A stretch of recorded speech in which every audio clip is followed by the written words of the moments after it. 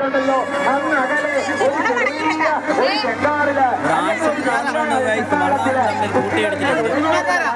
മനോഹരമായി പമ്പയാറിന്റെ മീതെ പൂമ്പാറ്റകൾ ഇങ്ങനെ പാറിക്കളിക്കുന്നത് മനോഹരമായ ദൃശ്യം നമ്മൾ തുടക്കമാകുന്ന ചമ്പക്കുളം മൂലം ജലോത്സവം അത് മൂലം ജലോത്സവത്തിന്റെ എല്ലാ വിധ ഭാവുകങ്ങളും ഇവിടെ അരങ്ങേറുകയാണ്.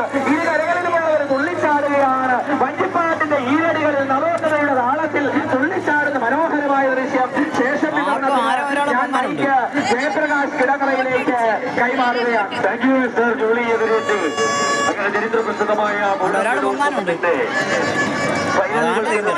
ജിജ്ഞാസാഭരിതരായി ജലോത്സവ പ്രേമികൾ ഇങ്ങനെ ഈ പമ്പയാറിന്റെ ഇരുകരകളിലും മഴയെ പൂസാതെ ഇരുകരകളിലും ജനലക്ഷങ്ങൾ